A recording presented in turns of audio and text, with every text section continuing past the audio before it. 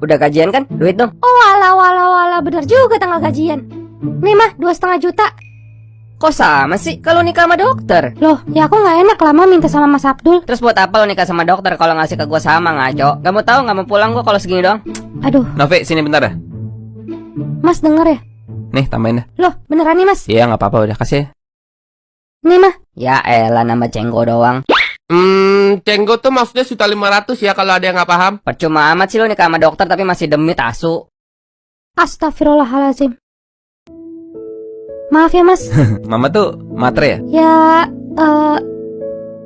Novi, sekarang gini.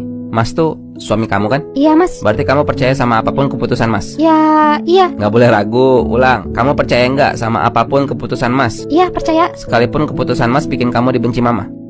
Nggak usah dijawab, simpen jawabannya dalam hati aja. Pokoknya mulai sekarang kalau Mama minta apa-apa, bilang dulu sama Mas, ya? Iya. Kita sampai kapanpun tuh nggak bakalan bisa bikin semua orang seneng. Tapi kita selalu bisa lakuin apa yang bikin Allah seneng. Contoh nih, si A butuh 2 juta, kita punya kemampuan 1 juta. Seneng nggak dia? Katakanlah nggak seneng, karena kan kurang ya. Tapi logikanya, Allah suruh nggak bantu 2 juta? Jelas enggak, karena Allah nggak kasih kemampuan segitu. Berarti nggak disuruh, selesai. Dia nggak seneng. Emang semua orang nggak bakal bisa dibikin seneng. Tapi kita udah lakuin apa yang Allah suruh, kita udah bantu 1 juta.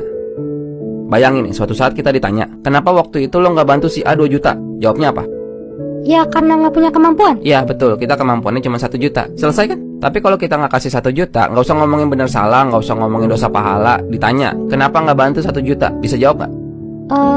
Jawabannya bisa iya, bisa enggak. Tergantung apa alasan dia nggak mau bantu. Terus bisa pertanggungjawabkan nggak alasan itu? Karena emang nggak mau bantu aja. Nah, enak gak jawabnya begitu? Karena 1 juta itu pegangan buat hari-hari. Kalau nggak kita nggak makan. Nah, enak juga nggak jawabnya begitu? Kita tuh sering banget kan nggak enakan sama orang. Tapi tuh kita suka seenaknya loh sama Allah. Contoh, kalau masuk kerja jam 8 kita nggak enak sama bos kalau sampai datang telat. Tapi pas waktu sholat datang kita nggak ada tuh kayak langsung sholat nggak enak gue sama Allah. Jadi Tuhannya siapa nih? Bos atau Allah? Kok bisa lebih nggak enakan sama bos?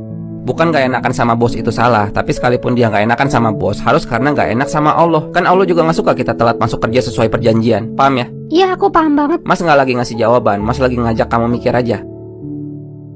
Mas, maaf Mas, si Mama minta 800.000. Gimana dong Mas? Mau buat apaan? Mama nggak kasih tahu buat apaan. Ya udah bentar. Halo Mama. Iya kata Novi, Mama mau 800.000. Mau buat apa Mah?